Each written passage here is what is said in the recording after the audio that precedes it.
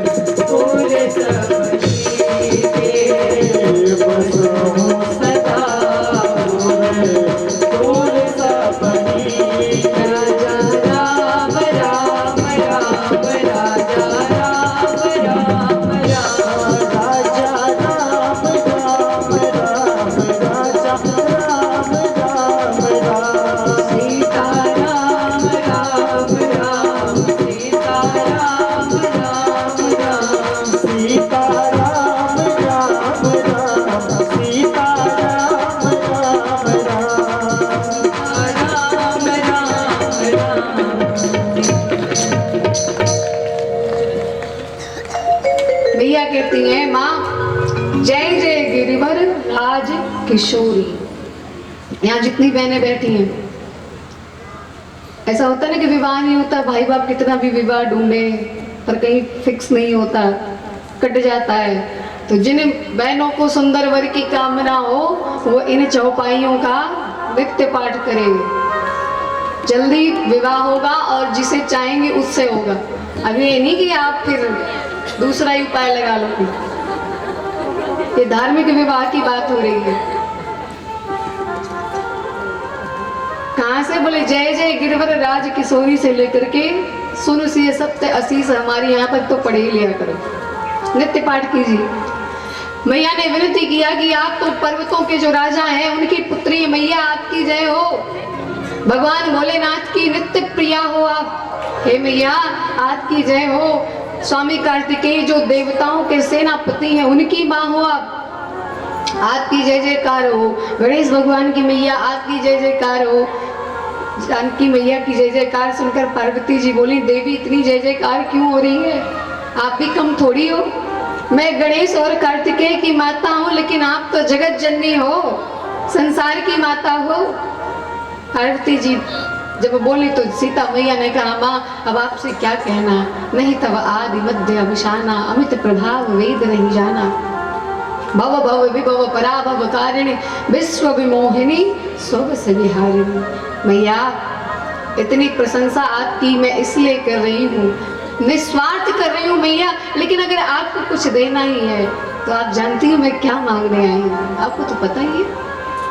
देवी पूजी पद कमल तुम्हारी, सुर नर मुनि सब होई सुखारी।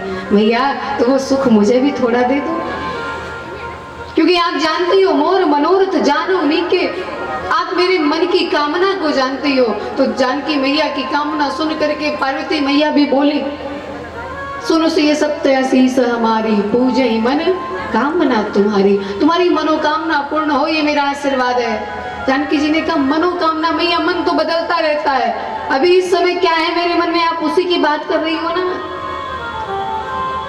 ये मत कहना कि पहले जो सोचा था या फिर इससे पहले पूजा कर रही थी, क्योंकि मैं ही कह करके गई थी ना कि निज अनुरूप सुभग वर मांगा, मेरे जैसा वर मिले तो मैया वो वर मत देना, क्योंकि मैं तो गोरी हूँ और आप भी कहीं गोरा ढूंढने लगो। तो मुझे गोरे और सुंदर से मतलब नहीं, मुझे तो वही सांवरे सरकार चाहिए जो हमारे नित्य प्रियतम है। मैया इतनी बड़ी प्रतिज्ञा मेरे पिताजी ने की है और ये इतने सुकुमार हैं, प्रातः काल की बेला है फिर भी पुष्प तोड़ने में इनको पसीना आ रहा है, धनुष कैसे तोड़ेंगे? भैया ने कहा, चिंता मत करो, मन जा हिराचो मिले सोवरु, सहज सुंदर सांवरु। जो सहज सुंदर है, यानी वो सुंदर बन के नहीं आए हैं, वो है ही वैसे, उनका सहज सौंदर्य है। और बिटिया करुणा निधान सुजानशील, स्नेह जानत रावरु। कि करुणा निधान नाम माता पार्वती ने रख दिया, क्योंकि माताएं अपने पति का नाम नहीं लेती ना, ये मर्यादा है, पति का नाम नहीं लेना चाहिए। बड़ा पुत्र हो बड़ी पुत्री हो उनका भी नाम नहीं लेना चाहिए। और आजकल तो फैशन है, जब तक नाम ना ले तब तक बैकुंठ कैसे पहुंचेंगे? बिना नाम लिए कल्याण कैसे होगा? नाम लेकर बुलाती हूँ। और नाम की तो बात थोड़ी समझ में आई, चलो नाम ले रही हैं, ज्यादा पढ़ लिख ली हैं, लेकिन अब तो महाराज एक ही थाली में भोजन भी होता है। पत्नी को पति का जूठा खाना चाहिए, पर पति क्यों खा रहा है भाई? वो भी पत्नी व्रता है क्या? वो क्यों खा रहा है? पति अगर पत्नी का जूठा खा रहा है तो बहुत जल्दी वो श्रीहीन हो जाएगा, धन संपत्ति समाप्त हो जाएगी। लेकिन आजकल तो महाराज दोनों एक ही थाली में भिड़े हैं, खाओ आराम से, जैसे गाय बैल भिड़े रहते हैं एक ही नाद में, खा रहे हैं आराम से। तो महाराज ऐसा नहीं करना चाहिए, जो अपने नियम है, जो अपना धर्म है उस हिसाब से करना चाहिए। पहले पतिदेव को पवाओ, बाद में अपने पाओ। बोलो जय सिया राम। सो महाराज गोस्वामी जी कहते हैं, मैया ने वरदान दिया, वरदान प्राप्त करके जानकी मैया वहां से चली आए और इधर राम जी भी गुरुदेव के पास आए, चरणों में आकर के प्रणाम किए और जो पुष्प लिए थे पुष्प दे दिया गुरुदेव को। गुरुदेव पूजा करो। गुरुदेव प्रसन्न हो गए। और प्रसन्न होकर के आशीर्वाद दिए, सुफल मनोरथ हुए तुम्हारे। गुरुदेव ने भी आशीर्वाद दे दिया। अब तो लक्ष्मण जी प्रसन्न हो गए, बोले गुरुदेव बस यही चाहिए भी था। उधर सीता मैया को पार्वती जी ने आशीर्वाद दे दिया कि पूजे मनोकामना तुम्हारी, और इधर गुरुदेव ने आशीर्वाद दे दिया कि तुम दोनों की मनोकामना पूर्ण हो। तो गुरुदेव तो जानते ही है ना, क्योंकि राम जी ने निष्कपट भाव से सब बता दिया। गुरुदेव बगीचे में किसका दर्शन हुआ, कौन कौन आया था, सब आके गुरुदेव से बता दिया। गुरुदेव प्रसन्न हो गए, बोले ऐसा निष्कपट शिष्य तो कहीं मिल ही नहीं सकता। लोग बाहर कितने कांड कर देते हैं पर घर वालों को भनक नहीं लगता। वो तो जब पिटाई होती है तब घर वाले जानते हैं बाबू साहब कितना पढ़ रहे थे, जाकर कौन सा खेल खेल रहे थे। पर राम जी निष्कपट निश्चल हृदय भगवान का सब बता दिए गुरुदेव से। गुरुदेव ने आशीर्वाद भी दे दिया। देखो बच्चे अगर सत्य बोलते हैं ना तो एक बार उनकी जिद को माता पिता भी स्वीकार करते हैं, लेकिन जीवन में यदि झूठ आ गया तो एक बार अगर आप झूठे साबित हो गए तो जीवन भर कोई भी आप पर विश्वास करने से पहले एक बार जरूर डर जाएगा। ये झूठा, इस पर भरोसा करने लायक नहीं है, इसलिए झूठ मत बोलो। परिवार से सत्य बोलिए, क्योंकि परिवार से बढ़कर के दूसरा आपका कोई मित्र नहीं हो सकता। अपने माता पिता से बढ़कर के आपका दूसरा कोई मित्र नहीं होगा। जितना माता पिता आपको समझेंगे उतना संसार वाले आपको नहीं समझेंगे, इसलिए कोई भी बात तो अपने माता पिता को बताओ। सोई महाराज अब गोस्वामी जी ने प्रसंग को सभा की तरफ मोड़ा, और हम भी जब कथा कहने लग जाते हैं तो भूल ही जाते हैं कि घड़ी भी चल रही है, आगे कथा में भी चलना है। थोड़ा और जल्दी जल्दी कथा सुने, यानी विवाह हो जाए। बाकी इंद्रदेव तो दिखा ही रहे हैं अपना प्रभाव कि हम भी आए हैं विवाह में, पर सरकार वैसे ही रहे ना, ज्यादा कृपा मत करना। जनक जी के यहाँ सभा लगी हुई, सभा में सब आ रहे हैं, धीरे धीरे करके एक एक करके सब आ रहे हैं। सारे राजा आ गए, जनक जी महाराज बैठे हुए हैं। तब तक विश्वामित्र जी महाराज भी, सदानंद जी ने आकर के बुलाया तो विश्वामित्र जी महाराज भी आए। दोनों भैयाओं को साथ में लेकर के चले, और सभा में जैसे राम जी पहुंचे, सभा में चूंकि कई तरह के लोग बैठे हुए, भांति भांति के लोग बैठे हुए हैं, और गोस्वामी जी ने ऐसा वर्णन किया कि जितने लोग हैं उनको वैसे वैसे भगवान दिख रहे हैं। यानी कैसे कैसे बोले, जाकी रही भावना जैसी, अपने अपने भावना के अनुसार जो वीर हैं उनको लगता है कि वीर रस ही रूप धारण करके सभा में आ गया है, और जो प्रेमी है उनको लगता है कि मेरे प्रियतम इस सभा में आ गए भगवान को देख करके, और जो ज्ञानी है उनको लगता है भगवान विराट प्रकट हो गए मेरे सामने, और जो दुष्ट राजा हैं छल से वहां पर राजा बन करके बैठ गए हैं, जो निशाचर हैं वो चले गए हैं राजा बन करके, उनको तो लगा कि मेरा काल मेरे सामने खड़ा हो गया है। निज निज रुचि राम ही सब देखा, कौन जान कछु मर्म विशेखा। सबने अपने अपने रुचि से भगवान को देखा, पर भगवान सबको अलग अलग दिख रहे हैं, ये कि कोई जान ही नहीं पाया। क्यों? क्योंकि सोई जाने ही जही दे जनाए, जानत तुम्हें तुम्हें हो जाए। जानेगा वही जिसको भगवान चाहेंगे कि ये मुझे जाने। इस कथा में कथा भी वही सुनेगा जिसको भगवान चाहेंगे, बाकी और तो चक्कर में लगे होंगे इधर उधर। बारिश आने वाला है, कहीं कपड़े ना भीग जाए, कहीं ये ना हो जाए, वो ना हो जाए। अरे जिंदगी भर तो लगा हुआ है, वही कपड़े, वही बर्तन, वही झाड़ू पोछा, वही घर का काम। आज तो कम से कम सत्संग कर लो, आज तो कथा सुन लो। 9 दिन तो समय मिला है, और 9 दिन में भी आज 7वां दिन है, बस 2 दिन बचा है। एक मैया के लिए 2 दिन ऐसे करें, हाँ 2 दिन, बस 2 दिन बचे। ये सुख के दिन होते हैं महाराज, ये कब निकल जाता है पता नहीं चलता है। बोलो जय सिया राम। तो 2 दिन में खूब आइए सब लोग, खूब कथा सुनिए। सभा में राम जी पधारे, राम जी को सब ने अपने अपने रुचि के अनुसार देखा। जनक जी को लगता है कि मेरा कोई सगा संबंधी आ गया है, जो बहुत दिनों से मुझसे बिछड़ा हुआ है वो मिल गया आज मुझे। जानकी मैया भी सभा में आई, सखियां सुंदर श्रृंगार करके जानकी मैया को लेकर आई। जानकी मैया भी पिताजी को प्रणाम करके, गुरुजनों को प्रणाम करके अपने आसन पर बैठ गई।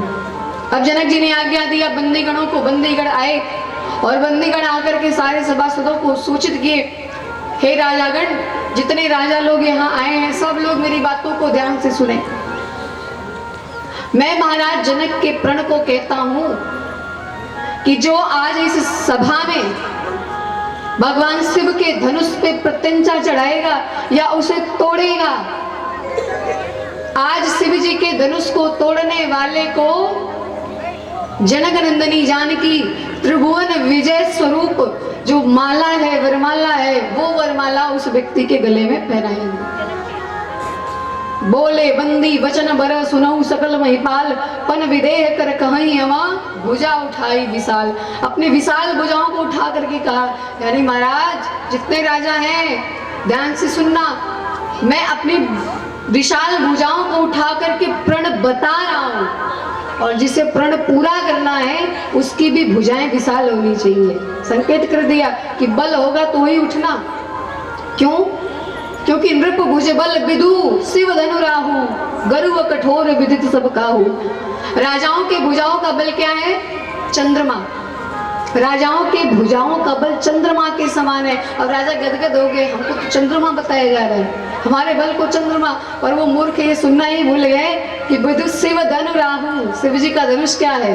राहु है। और राहु जब चंद्रमा के पास आता है तो क्या होता है? चंद्रग्रहण लगता है। और चंद्रमा सोचे कि थोड़ा हम ही जाके राहु से मिलने की क्या हाल चाल है, तब क्या होगा? बोले तब तो फिर संयोग हो या ना हो चंद्रग्रहण हो ही जाएगा। मानो ये बंदीगण संकेत कर रहे हैं, देखो तुम्हारा बल यदि चंद्रमा की समान है तो जानकी जी कौन है? लक्ष्मी है। चंद्रमा समुद्र से उत्पन्न हुए और लक्ष्मी समुद्र से उत्पन्न हुई, तो तुम दोनों भाई भाई हुए कि नहीं, भाई बहन हुए कि नहीं? इसलिए अभी भी समय है, मेरी बातों के संकेत को समझो।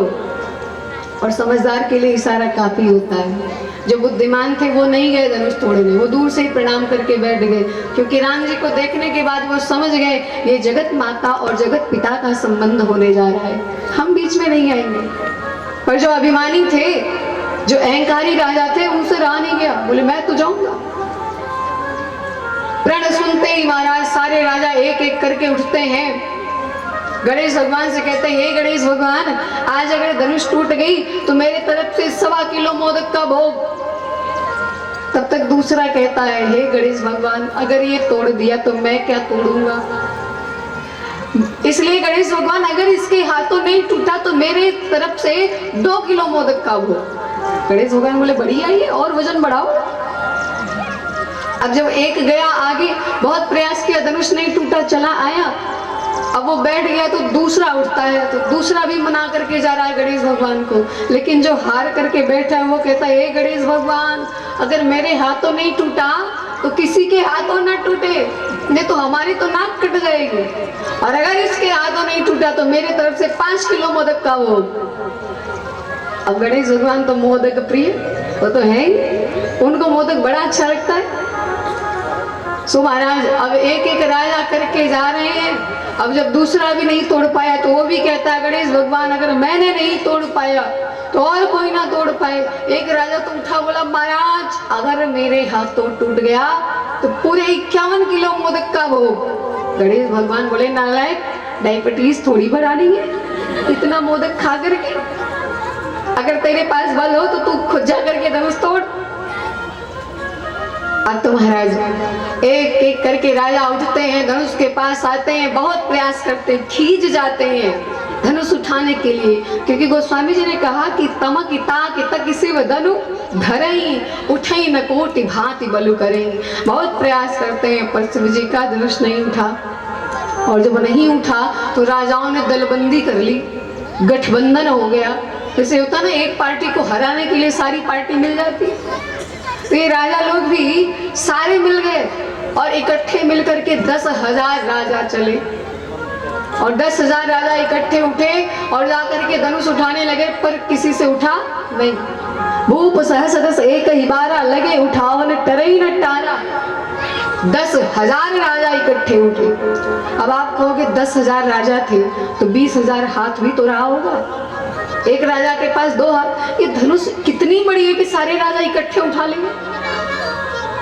एक दिन में तो संभव नहीं है। एक भाई साहब ने कहा 1 ही 12 का मतलब है कि एक दिन में लेकिन भाई साहब एक दिन में अगर एक राजा 5 मिनट भी लेगा धनुष तक जाने और आने में, अगर 2 मिनट भी लेता है तो भी 10,000 राजा एक दिन में धनुष के पास नहीं जा सकते थे।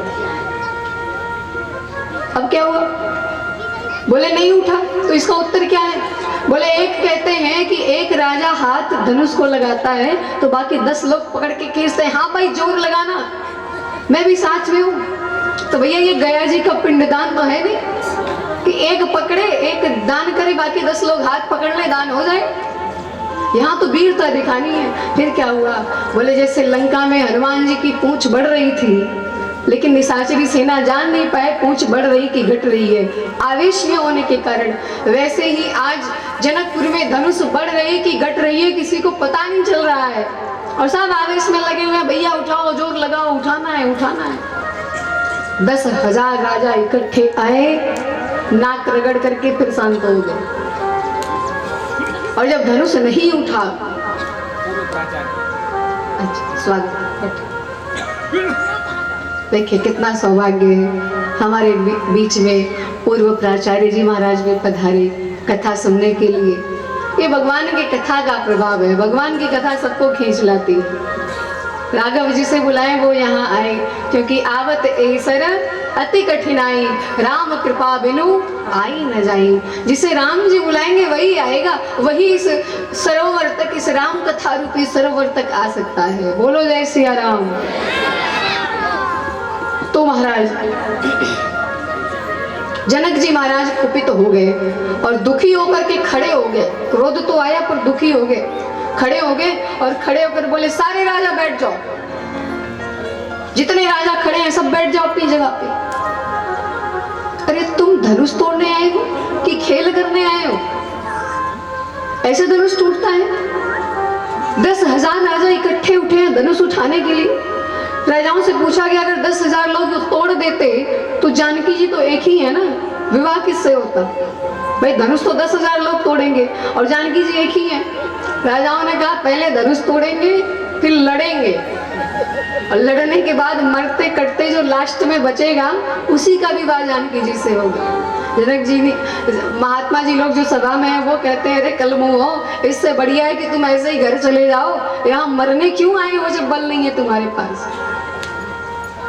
सारे राजागण चुप हो गए जब जनक जी महाराज बोलने लगे। जनक जी ने कहा आप लोगों का दोष नहीं है, लगता है विधाता ने मेरे बेटी के भाग्य में विवाह लिखा ही नहीं है। इसलिए राजागण अब जानकी को प्राप्त करने की इच्छा छोड़ दो। तजहु आस निज निज गृह जाहु, लिखा न विधि वैदेही विवाहु। विधाता ने वैदेही के भाग्य में विवाह नहीं लिखा। सारे राजा मुंह लटका लिए। जनक जी बोले अरे क्या मुंह लटका कर बैठे हो? यहाँ मैंने वीरता दिखाने के लिए बुलाया था, वीरों को बुलाया था, कायरों को नहीं। अरे मैं दुनिया का पहला ऐसा भागा पिता हूँ कि मेरे कारण मेरे बेटी का विवाह नहीं हो पाएगा। ना मैं प्रतिज्ञा करता और ना मेरी बेटी कुंवारी रहती, अब मैं कैसे कन्यादान करूं? मेरी प्रतिज्ञा के कारण मेरी बेटी दुखी होगी। मैं दुनिया का सबसे अभागा पिता हूँ। जनक जी कहते हैं अगर मुझे पहले पता होता इस पृथ्वी पर वीर नहीं तो मैं ऐसी प्रतिज्ञा करता ही नहीं। इसलिए अब जनिको माखे बटमानी वीर विहीन मही मैं जानी। इसलिए राजागण मेरी बातों का बुरा मत मानना, ये मत कहना कि मैं किसी को बुरा बता रहा हूँ, किसी एक को कुछ कह रहा हूँ, क्योंकि मैंने सबको देख लिया, सारे राजाओं को देख लिया, उसके बाद कह रहा हूँ कि वीर विहीन मही मैं जानी। ये पृथ्वी वीरों से खाली हो गई, कोई वीर बचा ही नहीं। जनक जी की बातें सुन करके सब उदास हो गए, लेकिन एक व्यक्ति था जो आवेश में आ गया और वो कौन है? लक्ष्मण जी महाराज। लक्ष्मण जी तो पहले ही नाक फुला रहे थे, बहुएं टेढ़ी कर रहे थे। जनक जी की ये हिम्मत, और जैसे कहा कि वीर विहीन मही मैं जानी, तमक करके खड़े हो गए लक्ष्मण जी। अरे जनक क्या कहा आपने? जनक जी महाराज को डांटते हुए लक्ष्मण जी महाराज कहते हैं कहीं जनक जैसे अनुचित वाणी, कहीं जनक जैसे अनुचित वाणी, विद्यमान रघुकुल मन जानी, विद्यमान रघुकुल मन जानी, सुनहु बानकुल पंकज भानु, बहु स्वभाव कछ अभिमानु,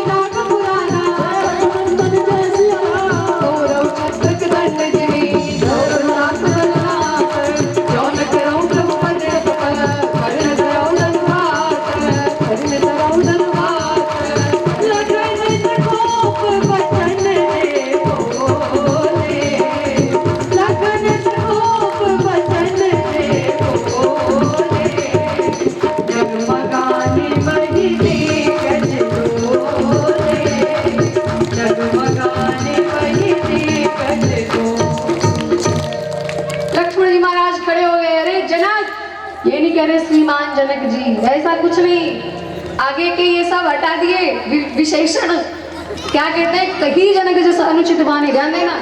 लक्ष्मण जी कह रहे हैं जनक ने ऐसे अनुचित वाणी का प्रयोग किया, जबकि जनक जी को पता है कि इस सभा में रघुकुल नंदन राम जी भी हैं, और जिस सभा में रघुकुल का कोई एक छोटा सा भी पात्र हो, उस सभा में कोई दुस्साहस नहीं करता ये कहने के लिए कि पृथ्वी वीरों से खाली हो गई। और जनक जी कहते हैं कि वीर विहीन वही में जानी। अरे जनक, तुम कहते हो कि धनुष नहीं उठा, पृथ्वी वीरों से खाली हो गई। मुझे मेरे भैया की सौगंध, अगर मेरे भैया मुझे आज्ञा दे, हे राघव, हे रघुनंदन, जो तुम्हार अनुशासन पावो तो कंदुक इव ब्रह्मांड उठाओ। ये जनक जी धनुष की बात करते हैं, मैं तो पूरा ब्रह्मांड उठा लूं। ब्रह्मांड उठाने का सामर्थ्य है। सारे राजा डर गए, तो डरपोक थे, बोले भैया ब्रह्मांड उठ रहा है। अब दूसरा कह रहा हम कह रहे थे आना नहीं चाहिए था, अब ब्रह्मांड उठेगा तब क्या होगा। एक कहता है कि ब्रह्मांड जब लक्ष्मण जी उठाएंगे तो उठ जाएंगे, और जब रखेंगे तो नीचे आ जाएंगे, जहाँ रखेंगे वहीं आ जाएंगे। लक्ष्मण जी ने कहा रखूंगा नहीं, तब क्या करोगे। बोले काचे घट जिम डारूं फोरी, कच्चे घड़े की तरफ फोड़ डालूंगा, और सकऊं मेर मूलक इम तोरी, जैसे कोई मूली तोड़ देता है बिना परिश्रम के, वैसे मैं सुमेरु पर्वत को मसल करके मिट्टी में मिला दे दूंगा। लक्ष्मण जी महाराज बोलना शुरू किए, लखन सकोप वचन जे बोले, डगमगान हुए दिग्गज डोले। पृथ्वी कांप गई, दिग्गज कांप गए। जो राजा संभल कर नहीं बैठे थे वो अपने आसन से धड़म से नीचे आ गए। एक बोला भैया छोटा वाला उठा तो भूकंप आया है, तो बड़ा वाला उठेगा तब क्या होगा, अब तो प्रलय आना पक्का है। फिर लक्ष्मण जी महाराज जब इतना बोले, राम जी ने इशारा किया, लक्ष्मण तुम सच में ये सब कुछ कर लोगे। लक्ष्मण जी बोले हाँ प्रभु कर लूंगा, क्यों नहीं कर लूंगा, बिल्कुल कर लूंगा। लक्ष्मण तुम्हारे अंदर इतना बल है। राम जी इशारे में बोला तुम्हारे पास इतना बल है। बोले नहीं, बल कहाँ मेरे पास, बल नहीं है तो बोल कहाँ से रहे हो। अब जैसे कोई कहा मेरे पास एक घोड़ी थी, बहुत तेज चलती थी, हवा में बात करती थी, कान खड़े खड़े थे उसके, बड़ी सुंदर थी। दूसरे ने कहा कहाँ है, बोला मर गई।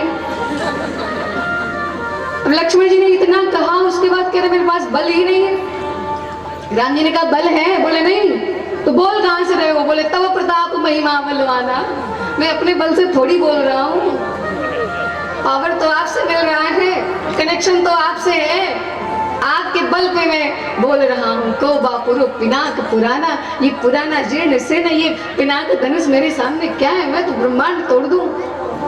और जब लक्ष्मण जी बोले तो गुरुदेव ने कहा लाला शांत हो जाओ, ये बड़ों की सभा है, छोटों को नहीं बोलना चाहिए।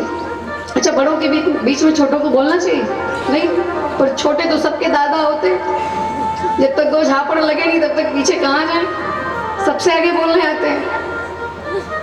लक्ष्मण जी बोल पड़े, उचित किए कि अनुचित। बोले अनुचित नहीं है, उचित है। क्यों। लक्ष्मण जी कहते हैं कि कही जनक जिस अनुचित बानी, आगे क्या बोले, विद्यमान रघुकुल मणि जानी, रघुकुल के मणि श्री राम जी।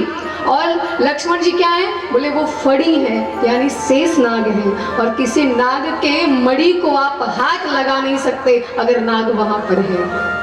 लक्ष्मण जी कहते हैं मैं फणी हूँ, और रघुकुल मणि को कोई ऐसे कुछ कह करके चला जाए, ये कहाँ संभव है, मैं कहाँ तक सुनूंगा। तमक करके खड़े हो गए और जो डांटा महाराज।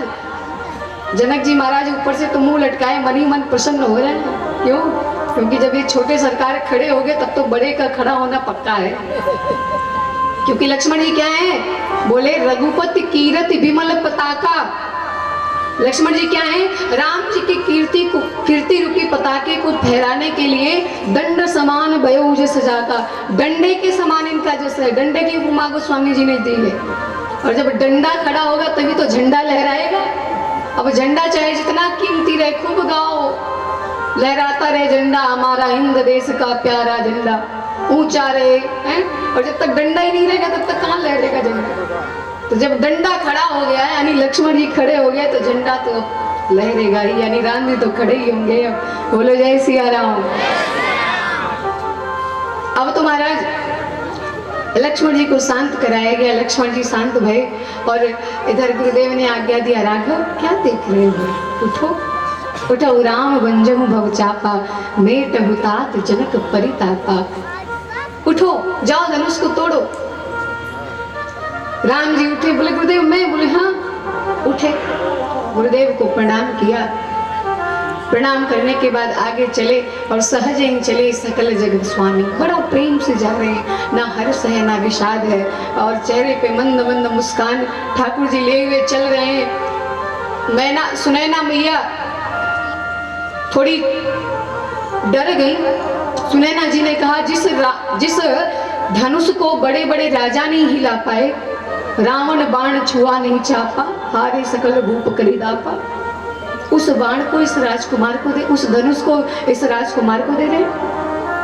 ये छोटे छोटे बच्चे कहाँ तोड़ पाएंगे, कोई महाराज को समझाता क्यों नहीं है। पर सुनैना जी की सखियां समझाती हैं, जिन्हें आप देख रही हो ना, छोटा सा राजकुमार, ये देखने में बस छोटे हैं। सूर्य देखने में छोटे होते हैं, लेकिन जब सूर्योदय होता है तो ब्रह्मांड का अंधकार दूर हो जाता है। इसलिए रानी जी चिंता मत कीजिए। और इधर मिथिला के सब नर नारी भगवान को मना रहे हैं, भगवान अगर मैंने थोड़ा भी कोई पुण्य किया हो, वो सब पुण्य जाकर के हमारे लाला के हाथों में लग जाए, राघव के हाथों में लग जाए, यानी राम से धनुष उठ जाए। जानकी मैया बड़ी परेशान है, बड़ी चिंतित है। अरे ये तो बगीचे में फूल तोड़ रहे थे तो पसीना आ रहा था, धनुष कैसे तोड़ेंगे। जानकी मैया कहती है, गणनायक वरदायक देवा, हे गणेश भगवान, आज तक बड़ी पूजा करी है, हे शंकर जी बहुत सोमवार का व्रत किया है मैंने, आज सब आशीर्वाद दे दो। गणेश जी ने कहा क्या चाहिए। मैया ने कहा प्रभु आप धनुष का वजन हल्का कर दो। गणेश जी ने कहा मेरा वजन खुद ही हल्का नहीं है, तो मैं धनुष का क्या हल्का करूं। मुझे खुद ही लोग लंबोदर कहते हैं, सबसे बड़ा पेट है मेरा। नहीं सरकार, आप देखने में बड़े हो, मोटे हो, अगर वास्तव में आप उतने वजन होते तो चूहा आपको लेकर के चल नहीं पाता। इसलिए सरकार आप इस धनुष के भार को कम करो। गणेश जी ने कहा कितना कम करूं, 1 किलो 2 किलो 5 किलो कितना वजन रखूं तो राम जी उठा लेंगे। जानकी जी ने कहा जब फूल तोड़ने में पसीना आ रहा था तो मैं कैसे कह दूं कि 1 किलो 2 किलो उठा लेंगे। इसलिए गणेश भगवान एक काम कीजिए, आप हो हरु रघुपति बिहारी, राम जी को देख लो, वो जितना उठा पाए उतने कर दो, जितना उनसे उठ जाए उतने ही हल्का कर दो। मैया का भाव है, बाकी ठाकुर जी के लिए क्या कठिन है, वो तो सब करने वाले हैं। जानकी जी को देखा, जानकी जी बड़ी उतावली हो रही है, बहुत चिंतित भी है कि धनुष टूटेगा कि नहीं, इनसे होगा कि नहीं होगा। राम जी ने एक बार देखा जानकी मैया की तरफ और उसके बाद इशारे में ही कह दिए क्यों परेशान हो रही है, तुमको तो पता है ना, फिर क्यों परेशान हो। राम जी आए धनुष के पास और धनुष को प्रणाम किया। गुरु ही प्रणाम मन ही मन कीन्हा, अति लाघव उठाए धनु लीन्हा। मन में ही अपने गुरुदेव को प्रणाम किया या फिर शंकर जी को प्रणाम किया। इस गुरु शब्द का कई अर्थ संतों ने निकाला है, हमें बस इतना ही जान के चलना है कि अपने गुरुदेव को मन ही मन प्रणाम किए और बहुत आराम से धनुष को उठा लिया। और जैसे उठाया सो महाराज गर्जना हुई आकाश मंडल में। राम जी ने धनुष उठाया, आप लोग दोनों हाथ उठाए, सबके दोनों हाथ ऊपर। ठाकुर जी ने धनुष को उठाया है, लेत चढ़ावत खेचत गाड़े, काहू न लगा देख सब ठाड़े। केवल उठाते हुए लोगों ने देखा है और कब टूटा किसी ने देख नहीं पाया। उसी समय गोस्वामी जी महाराज कहते हैं, ए हाँ तेहि क्षण राम मज धनु तोरा, तेहि क्षण राम मज धनु तोरा, हरे भुवन धुनि घोर कठोरा, हरे भुवन धुनि घोर कठोरा, ए हाँ हरे भुवन धुनि घोर कठोरा, हरे भुवन धुनि घोर कठोरा। राघव ने मध्य से धनुष को तोड़ा है, किसी ने कहा बीच से ही क्यों तोड़ा, क्योंकि राम जी धनुष तोड़ रहे हैं, ना पृथ्वी पर वो धनुष है ना आकाश में है, इन दोनों के मध्य है। इसीलिए कहा तेहि क्षण राम मज धनु तोरा, तेहि क्षण राम मज धनु तोरा।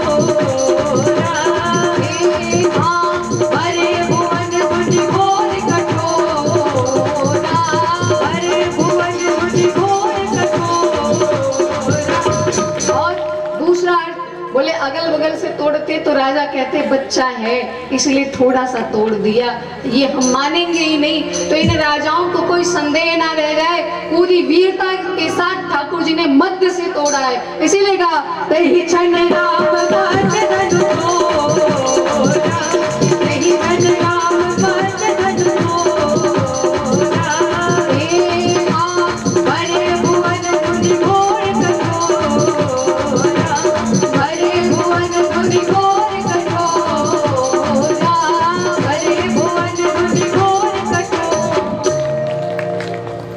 मध्य से धनुष को तोड़ा है। भयंकर गर्जना हुई है नभमंडल में, आकाश मंडल में। देवता जय जयकार करने लगे। एक बार सब लोग दोनों हाथ उठा करके जयकारा लगाएंगे। बोली राघवेंद्र सरकार की, अयोध्या धाम की। लाला ने धनुष तोड़ा है। गदगद हो गए सारे महात्मा कि आज मेरे राघव ने धनुष तोड़ दिया। सारे राजा दंग रह गए देख करके। जनक जी महाराज भी प्रसन्न हो गए। जनक जी की चिंता धनुष के साथ ही टूट गई, समाप्त हो गई। जनक जी का पश्चाताप, माता सुनैना की चिंता, और जितने नगर के लोग हैं सबके मन में जो चिंता बनी हुई थी वो सब धनुष के साथ ही ठाकुर जी ने समाप्त कर दिया। धनुष तोड़ा और चिंताएं समाप्त। देवता पुष्प वृष्टि कर रहे हैं, जय जयकार हो रही है। और इधर नगरवासी आशीर्वाद दे रहे, लाला जियो खूब, तुम हजारों वर्ष तक, करोड़ों वर्ष तक जियो। भगवान ने धनुष तोड़ा, गदगद हो गए सब। और इधर सदानंद जी ने आज्ञा दी, सो सखियां सुंदर अद्भुत श्रृंगार करके माता को लाई ही थी। और जब सदानंद जी ने कहा कि ले जाओ वरमाला पहनाए सीता, तो सखियां हाथों में वरमाला दे दी माता जी के। और जानकी मैया वरमाला लेकर के आई और सखियां साथ में हैं, छम छम करती जानकी मैया आ रही हैं। एक सखी राम जी के स्वरूप को देख करके मन में विचार करने लगी, ये कितने सांवले हैं। देखो तो एकदम नीले आसमान की तरह इनका रंग है। और जानकी जी का रंग कैसा है उसे वर्णन करते हुए सखी गाती है। दुल्हा के रंग आसमानी, लल के रंग बादामी। दुल्हा के रंग आसमानी, लल के रंग बादामी। दुल्हा के रंग आसमानी, लल के रंग बादामी। दुल्हा के रंग आसमानी, लल के रंग बादामी। बादामी हाँ बादामी, बादामी हाँ बादामी। दुल्हा के रंग आसमानी, लल के रंग बादामी। दुल्हा के रंग आसमानी, लल के रंग बादामी।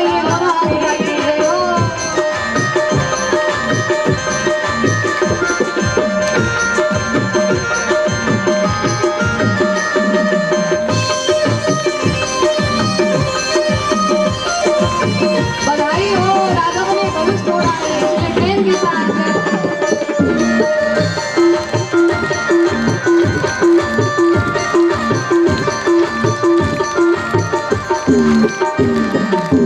कारी कारी जुल्फे और नट घुंघराले। कारी कारी जुल्फे और नट घुंघराले। कारी कारी जुल्फे और लट घुंघराले। लट घुंघराले, हाँ लट घुंघराले, लट घुंघराले।